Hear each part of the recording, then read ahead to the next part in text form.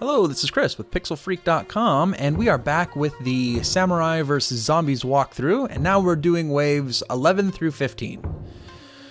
So, let's see, preamble. If you're just jumping in, I'm walking through. This is kind of a playthrough of all of them. I'm talking about some of the strategies involved. I did use, just so you kind of get a feel for how I did this, I did use 80 gold coins. I used them directly in leadership. That's all I used them for. I did the date trick. If you don't know what that is, there's a video on the channel for the date trick to get those coins.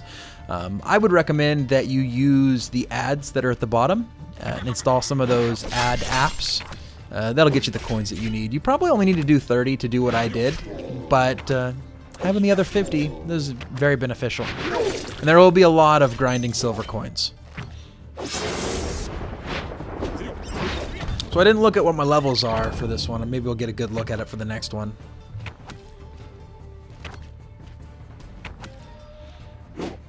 Oh, those dirty little purple flying squirrels. So I'm not doing very good at this point. I haven't actually bought the leadership upgrades at this point, but I will be buying them very soon. And I think that's probably dawning on me right now that I'm going to need that leadership upgrade because I'm not doing very good of holding back the enemies. Conversely, one of the things you could do is upgrade your samurai's weapons, which I can see I've already fairly well upgraded. This may be one of the other losses that I have. I do lose a couple times. I lost several times throughout playing the game, but most of them I edited out, so I only kept the victories. A couple of the losses are in here, though. There was one in 6 through 10. Wow, that sounds bad. I lost once in somewhere in like level 8. Anyways, I kept recording despite that. Okay, so I'm doing pretty good at this point. Looks like I'm probably gonna let that leadership go all the way up. Yeah. At least I realized that I'm gonna need that other level of leadership. Good move.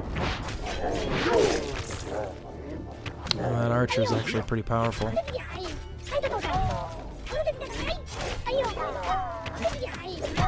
Yep, I just started zerging in with the farmers. I realized I wasn't going to make it. I should have went up there and dropped that lightning. I should use that lightning. There we go. Alright. Always a good tactic, especially in the beginning waves. Go in there and kill those rangers. Those archers, they're just nasty. Oh, whoa. What was that? And we're back in. I remember that. I had forgotten about it. It's because I was farmer zerging so fast and so frantically that the home button is right below the farmers. So I went home just for a second. Actually, that large domo, yeah, that's the end boss. You have to kill domo. Not really.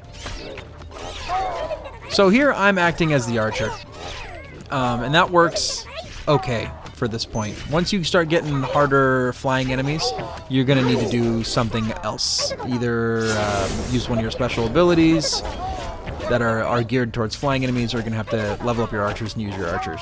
But for now, when you're squirrels, even the purple flying squirrels, you could probably handle them on your own, especially if you have your bow leveled up sufficiently. Oh, that was an interesting move. Yeah, there you go. Ooh, almost dead. Go farmers!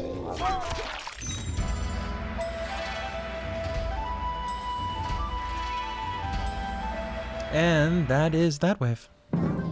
Was that 11? 11 took me a while. Lethargy. Okay, so lethargy is something...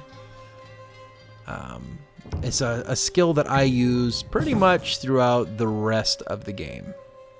So I'm upgrading my farmers. Ooh, I didn't make that? Yeah. I second guessed it. So... I've used more silver coins at this point than I've had actually accumulated. I got a bunch of silver coins from doing the date trick. You would have had to grind them up somehow, or done the date trick. The date trick can be a pain in the ass on phones. Not really worth it. It's almost better to just go buy the coins. Unless time is an asset that you have more of than money.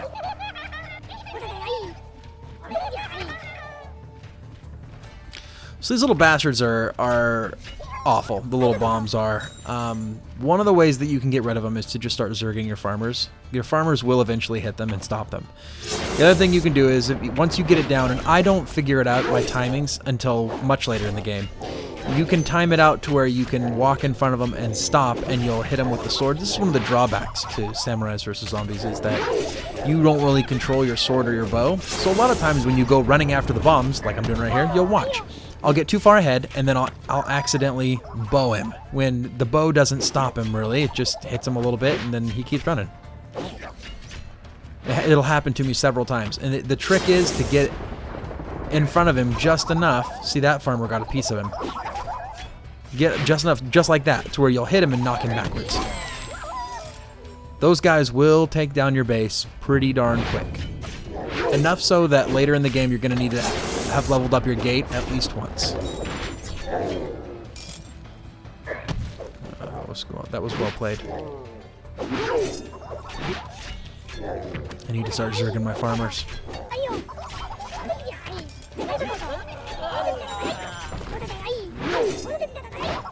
Good, I did it. Here they come. See, and the farmers, they'll take care of them. Not every farmer's going to hit those blue guys. The farmers aren't quite that fast, but some of them will hit them. And if you have a zerg of farmers, especially like a big head of farmers like this, one of them hits them, it'll slow them down just enough for the rest of them to just kick the crap out of them. So if you're zerging your farmers actively and a bomb runs by you, you don't have to worry too much about chasing them. A lot of times I still do, because I don't trust it. I hate when a bomb gets by me. I trust my farmers to kill it, and then they don't, and then I lose a level because of that. It doesn't happen very often, but it does happen.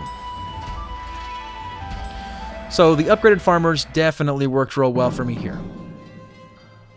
Divine Intervention. Now, Divine Intervention is something where I think it summons your allies to you.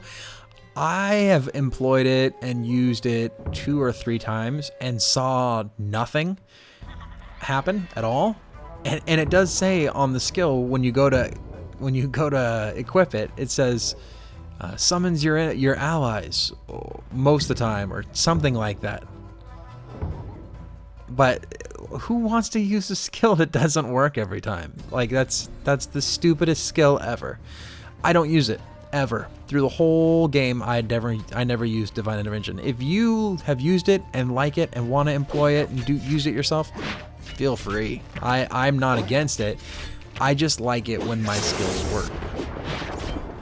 It irks me enough that I don't have control over my sword and bow in this game, and that my skills misfire all the time. I have to say, though, that Lethargy is the coolest skill that you'll have if you're farmer zerging. And the reason for that, they give it to you for these bombs. And it really, great, okay, that works for the bombs. But you can handle the bombs in other ways. The great thing about Lethargy is that it stops the guys and allows you to build up your leadership much faster. Not only that, but later in the game, when enemies can kick your ass with like 3 or 4 hits, you can slow them down for a second, run in the back, and kick the crap out of the guys in the back, the archers or the healers. And then just bail out of there really fast before they kill you. I mean, at this point in the game, it takes a while for your samurai to die. Later on, he just goes down so quick.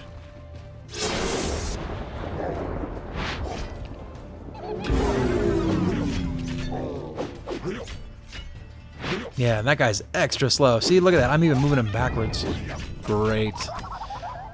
Lethargy made a huge difference in this wave. I haven't even used my gold coins yet, and I'm already starting to farmer zerg, and I got full leadership level, so this should go pretty well. As long as I don't make any big mistakes. Slow him down, slow him down. Perfect. That'll let the farmers accumulate, and even though, yep, they got rid of the big red guy, yeah, just mowed him over after that. So the problem right here, big red guy, he's going to have free shot on all those guys. Never mind. He didn't even get to attack once. There was enough farmers there, they took him down.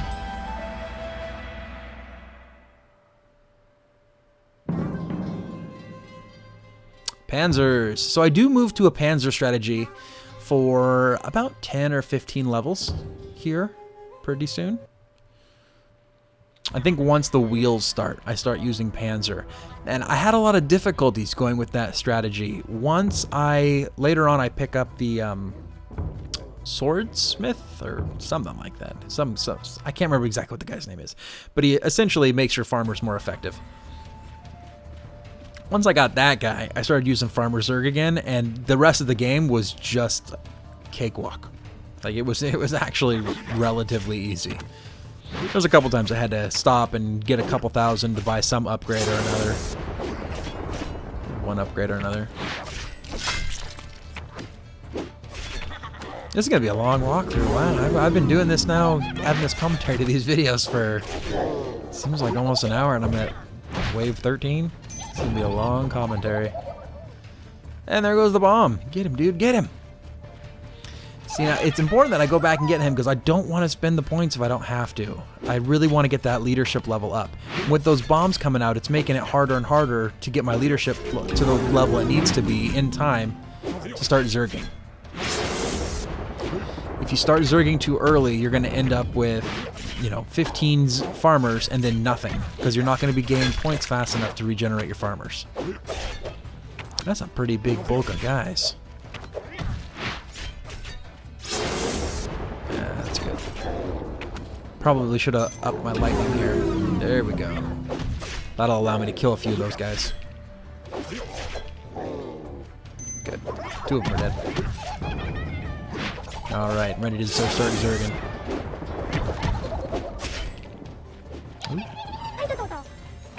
So I started at about 25 points that time. Not too bad. I like to start at 30 points if I can, but 25 points will do good enough.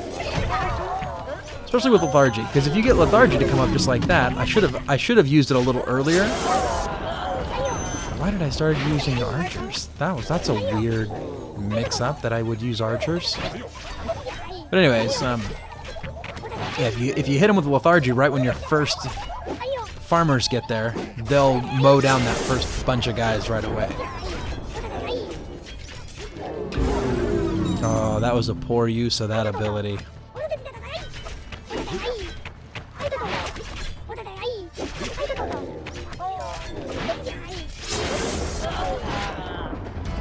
And they're done. So I'm walking through pretty easily through the game right now. Not too tough. This is like the epitome of where the Farmer's Zerg is. And the priest is actually a pretty sweet unit. You use him a lot more when you're doing things with like panzers and maybe even horsemen. What wave are we on now? I stopped watching. 15. Okay, here we go. So this will be the last wave for this segment of the walkthrough.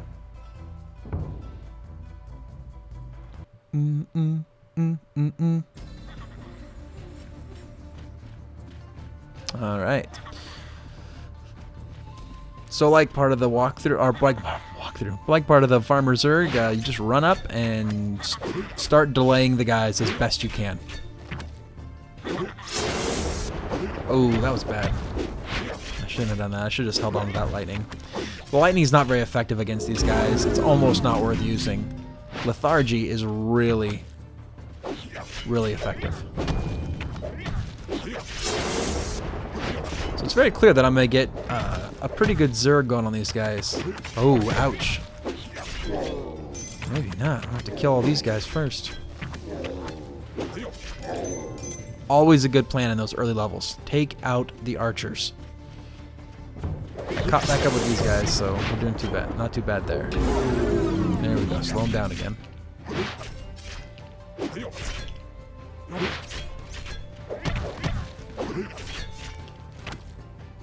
It's not looking as easy as it did in the beginning. Not only that, but you add in the fact that the farmers aren't super effective against these guys. I might want to mix some archers in there too, just to slow them down. Oh, I'm doing not too bad on my own.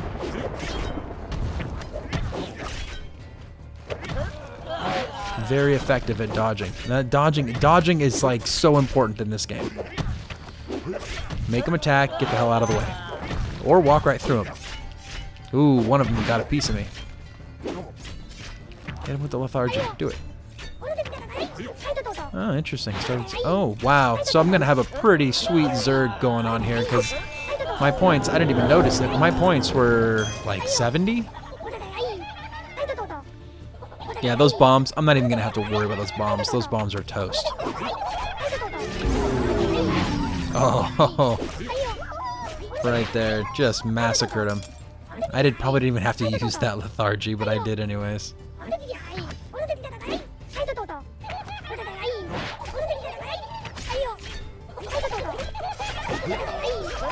Ooh, man. Brutal. Run them the F over. And that's it. Another one done.